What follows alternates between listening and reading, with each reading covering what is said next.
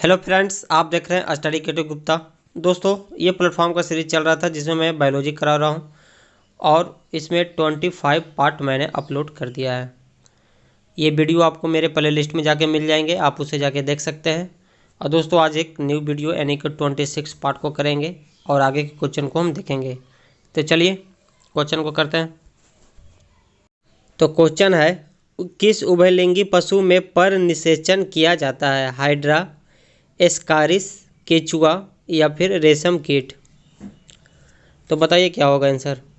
किस उभयलिंगी, दोस्तों उभयलिंगी का मतलब आपको नहीं पता है तो मैं बता दूं कि उभयलिंगी का मतलब अगर मोटा मोटी में बोलूं तो दोस्तों जिसमें स्त्री और पुरुष दोनों लिंग प्रेजेंट हो। ओके, वैसे जीव जिसमें स्त्री और पुरुष दोनों लिंग प्रेजेंट हो उसे ही उभयलिंगी कहते हैं। तो वही आपसे पूछा गया। तो दोस्तों ऐसा इसमें इन चारों ऑप्शन में आपका आंसर है केचुआ, क्योंकि इसमें स्त्री और पुरुष दोनों लिंग प्रेजेंट होते हैं, इसलिए आंसर सी नंबर हो जाएगा। बल्बर किसे कहते हैं? दोस्तों बल्बर हम लोग बोलते हैं सघन वसा की परत को बल्बर बोला जाता है। आंसर हो जाएगा बी नंबर। डीएनए के कोडकरण खंड को क्या कहा जाता है? कोडॉन, म्यूटॉन, इंट्रॉन या फिर एक्सॉन? तो दोस्तों डीएनए के कोडकरण खंड को कोडॉन बोला जाता है। आंसर ए नंबर हो जाएगा। वसा में घुलनशील विटामिन कौन से है? दोस्तों इसमें आपका रासायनिक नाम दे दिया है इसलिए थोड़ा टफ हो गया क्वेश्चन। आप जनरली आप यह ध्यान में रखिएगा कि दोस्तों विटामिन जो होता है ए, बी, सी, डी, ई और के। दोस्तों आप मोटे तौर पर याद रखिएगा कि दोस्तों बी और सी छोड़ के, यानी कि बी और सी छोड़ के जो भी आपका आता है ए, डी, ई, के, ये वसा में घुलनशील होता है। ओके, बी और सी आपका जल में घुलनशील होता है। आप सिर्फ इतने ध्यान में रखिए कि बी और सी जल में घुलनशील होता है और बाकी जो भी बचा वो वसा में घुलनशील होता है। तो आपका दोस्तों यहाँ पे रासायनिक नाम दिया हुआ है, तो आपका वसा पूछा गया है तो बी और सी पे तो आपको ध्यान देना ही नहीं है। एक आप देख लीजिए रासायनिक नाम क्या होता है, तो रेटिनॉल। रेटिनॉल कहाँ पे है, नहीं दिया हुआ है। डी का आपका होता है कैल्सीफेरॉल। तो कैल्सीफेरॉल आपका दोस्तों बी नंबर में दिया हुआ है, देखिए कैल्सीफेरॉल लिखा हुआ है। और फिर सी में भी दिया हुआ है। तो आप आगे आगे बढ़ते हैं। ई का आपका रासायनिक नाम होता है टोकोफेरॉल। तो दोस्तों टोकोफेरॉल आपका सिर्फ बी में ही दिख रहा है, सी में नहीं है और डी में भी नहीं है, इसलिए आंसर आपका हो जाएगा बी नंबर। ओके, आंसर आपका बी नंबर हो जाएगा, क्योंकि इसमें आप देख रहे हैं कैल्सीफेरॉल और टोकोफेरॉल है। लेकिन दोस्तों कैरोटीन क्या होता है इसे मैं बता देता हूँ। दोस्तों कैरोटीन की उपस्थिति के कारण पौधे के अंग जो है नारंगी लाल रंग के होते हैं, लेकिन ये वसा में घुलनशील होते हैं। तो आप दो ऑप्शन को ध्यान में रख के भी टिक कर सकते हैं। ओके,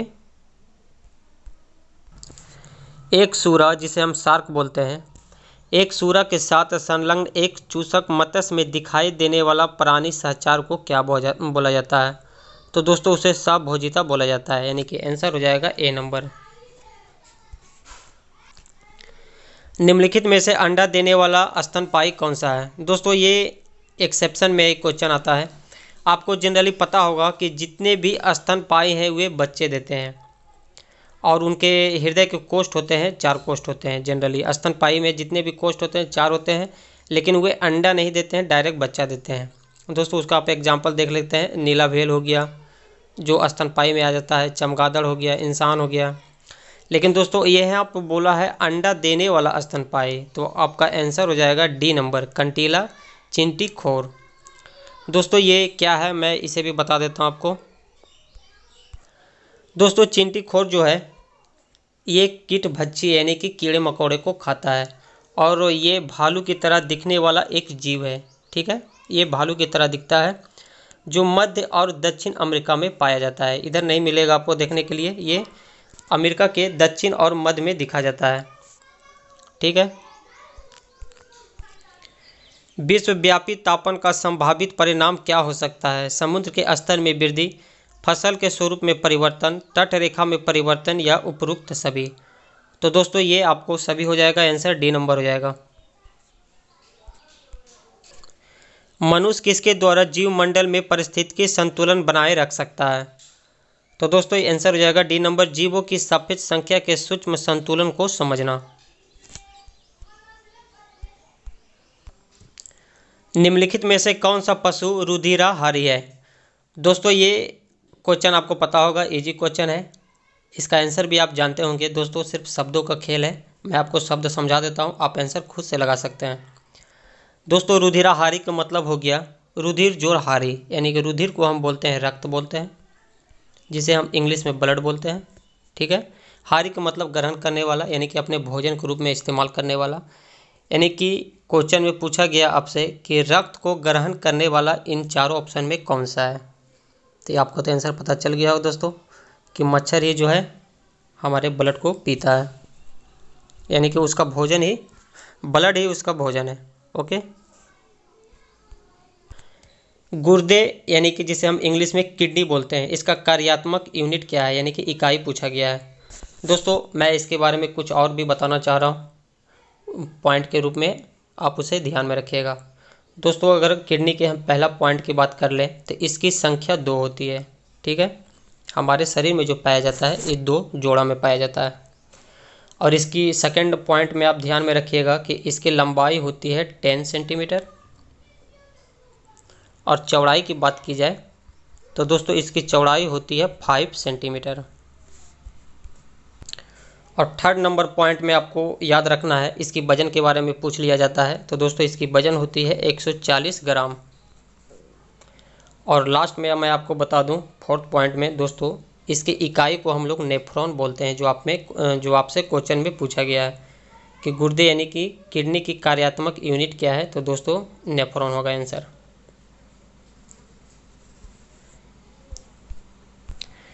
हमारे शरीर में त्वचा की सतह के नीचे मौजूद वसा किसके विरुद्ध अवरोधक का कार्य करती है? शरीर से ऊष्मा की क्षति, शरीर के अनिवार्य द्रव्यों की क्षति, थर्ड नंबर ऑप्शन में आपका है शरीर से लवण की क्षति, और लास्ट में है पर्यावरण से हानिकारक सूक्ष्म जीवों का प्रवेश।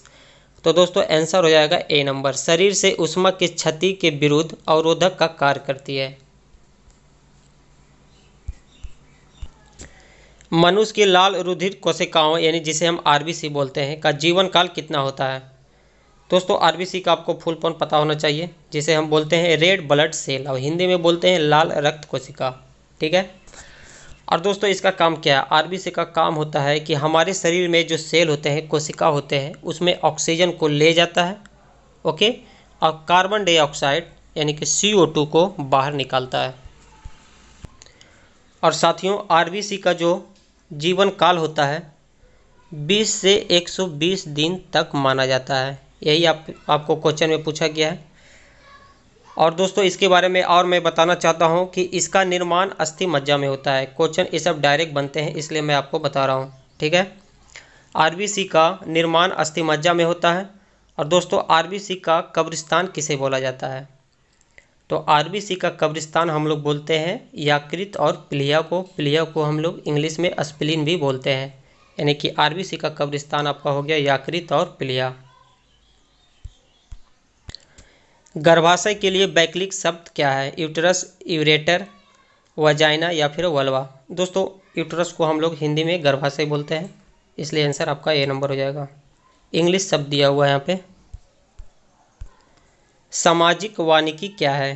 दोस्तों आंसर डी नंबर हो जाएगा। सरकारी स्वामित्व वाली भूमि पर उपयोगी पौधे को उगाना और उनकी व्यवस्था करना को ही हम लोग सामाजिक वानिकी बोलते हैं। फिर से मैं बोलता हूँ, आंसर डी नंबर हो जाएगा। सामाजिक वानिकी हम उसे कहते हैं जो सरकारी स्वामित्व वाली भूमि पर उपयोगी पौधे को उगाना और उनकी व्यवस्था को करना, ठीक है, उसकी देखरेख को करना। निम्न में से कौन सा किसी पारिस्थितिकी तंत्र में एक दिशीय प्रभाव दर्शाता है? प्रकाश, ऊर्जा, जल या फिर जैव मात्रा जिसे बायोमास बोलते हैं। तो आंसर हो जाएगा आपका बी नंबर, ऊर्जा। पेनिसिलिन का आविष्कार किसने किया? दोस्तों आपको पता होगा अलेक्जेंडर फ्लेमिंग ने किए थे पेनिसिलिन का आविष्कार। और विलियम हार्वे क्या किए थे? तो दोस्तों रक्त परिसंचरण तंत्र का खोज किए थे विलियम हार्वे ने। अब बी नंबर ऑप्शन में है लुई पाश्चर। तो दोस्तों रेबीज के टीके का खोज लुई पाश्चर ने किए थे। और दोस्तों एक है आपका एडवर्ड जेनर जो चेचक के टीके का खोज किए थे। ठीक है। मादा एनोफिलीज मच्छर के काटने से कौन सा रोग होता है? डेंगू ज्वार, पीत ज्वार, मलेरिया, फाइलेरिया। तो बोलिए ऑप्शन क्या होगा? दोस्तों मादा एनोफिलीज मच्छर के काटने से मलेरिया रोग होता है, मलेरिया रोग होता है। आंसर सी नंबर हो जाएगा। कुकुरमुत्ता की खेती उपयोगी नहीं होता है। दोस्तों कुकुरमुत्ता की खेती सस्य रोगों के जैविक नियंत्रण में उपयोगी नहीं होता है। आंसर बी नंबर हो जाएगा। मधुमक्खी में पुम धूम होते हैं। दोस्तों मधुमक्खी में पुम धूम होते हैं अनुवर नर। आंसर सी नंबर हो जाएगा। किस उत्तक से नख, खुर और सींग बने होते हैं? दोस्तों हमारे जो नाखून होते हैं और जानवर के जो सींग होते हैं, खुर होते हैं उसके, वो किस चीज़ का बना होता है? उत्तक को हम लोग इंग्लिश में टिश्यू बोलते हैं। तो किस चीज़ का बना होता है? तो दोस्तों ये बना होता है केराटिन प्रोटीन का। ठीक है, नाखून जो हमारा बना होता है केराटिन प्रोटीन का। आंसर सी नंबर हो जाएगा। पुरुष के कौन से गुणसूत्र मिलने से लड़का जन्म लेगा या फिर लड़की जन्म लेगा? वही क्वेश्चन में आपसे पूछा गया है। तो दोस्तों पुरुषत्व यानी कि लड़का के बारे में पूछा गया है। तो लड़का को जन्म लेने के लिए आपका एक्स वाई गुणसूत्र को मिलना अनिवार्य है। और दोस्तों जब जहाँ पे एक्स और एक्स मिलते हैं तो वहाँ पे लड़की का जन्म होता है। तो आपका आंसर हो जाएगा इसमें डी नंबर, क्योंकि इसमें लड़का के बारे में पूछा गया है। पुरुष में पुरुषत्व के लिए कौन सा गुणसूत्रीय संयोजन उत्तरदायी है? तो दोस्तों एक्स वाई। किसी क्षेत्र में पेड़ों के उगने के लिए अपेक्षित न्यूनतम तापमान कितना होना चाहिए? 10 degree Celsius, 15 degree Celsius, 4 degree Celsius या फिर 6 डिग्री सेल्सियस? तो दोस्तों ये आवश्यक तापमान आपका न्यूनतम में पूछा है तो 6 डिग्री सेल्सियस होना चाहिए। आंसर डी नंबर हो जाएगा। कुरिंजी नामक फ्लावर 12 वर्ष में एक बार खिलते हैं, तो इसका कारण क्या है? दोस्तों आंसर हो जाएगा ए नंबर, प्रकाश अवधि। मानव त्वचा बिना छाले पड़े अधिकतम कितना तापमान सह सकता है? दोस्तों हमारे जो त्वचा होते हैं वे कितना अधिकतम टेम्परेचर बर्दाश्त कर सकता है? तो दोस्तों ये 40 डिग्री तक सेल्सियस में बर्दाश्त कर सकता है। एक वयस्क पुरुष के लिए समान हीमोग्लोबिन की मात्रा प्रति 100 ml में कितनी होनी चाहिए? तो प्रति 100 ml में होनी चाहिए 14.5 ग्राम। आंसर डी नंबर हो जाएगा। रेशेदार नामक एक हड्डी है, वे हमारे शरीर में कहाँ पाए जाते हैं? टांग में, जबड़े में, कपाल में या फिर मस्तिष्क में? तो दोस्तों ये कपाल में प्रेजेंट होते हैं जोड़ा के रूप में। मछली का एयर ब्लैडर जहाँ पे ऑक्सीजन रहता है किस रूप में कार्य करता है? तो दोस्तों जहाँ पे ऑक्सीजन रिलेटेड काम रहेगा वो तो श्वसन का ही काम रहेगा। तो आप देख लीजिए आंसर हो जाएगा सी नंबर। दोस्तों आपका ए नंबर में भी दिया हुआ है, लेकिन ये श्वसन के साथ साथ द्रव स्थैतिक अंग दोनों होते हैं, यानी कि सहायक श्वसन अंग और द्रव स्थैतिक अंग दोनों होते हैं, इसलिए आंसर सी नंबर हो जाएगा। हमारे शरीर में कुल कितनी मांसपेशियां होती है? दोस्तों आज का ये लास्ट क्वेश्चन है, बाकी का क्वेश्चन हम नेक्स्ट वीडियो में लेके आएंगे। लेकिन उससे पहले अगर आप मेरे चैनल को सब्सक्राइब नहीं किए तो नीचे एक रेड बटन दिख रहा होगा जहाँ पे लिखा होगा सब्सक्राइब, और जाकर दोस्तों उस पर क्लिक करें और साथ ही बेल आइकन को भी दबा दें ताकि मेरा नोटिफिकेशन आप तक पहुँचता रहे। दोस्तों हम लोग मांसपेशियाँ जो पढ़े हैं जनरली हम लोग जानते हैं कि 639 होती है, लेकिन यहाँ पे ऐसा कोई ऑप्शन नहीं दिया हुआ है, तो यानी कि आपको अप्रॉक्स बताना है, यानी कि लगभग में बताना है। तो देख लेते हैं दोस्तों 565, ये तो ख़त्म हो जाएगा। 656 इसे आप ध्यान में रखिए, और सी नंबर में है 665, इसे भी ध्यान में रखिए। यहाँ पे डी में दिया हुआ 556, यानी कि ए और डी को आप पहले काट दीजिए। और दोस्तों हम जानते हैं कि 639 होता है, तो यानी कि इन दोनों में सबसे कम जो होगा उसी को टिक करेंगे। तो 656 आपका थोड़ा कम दिख रहा है, तो इसलिए आप आंसर को बी नंबर टिक कर सकते हैं। ओके।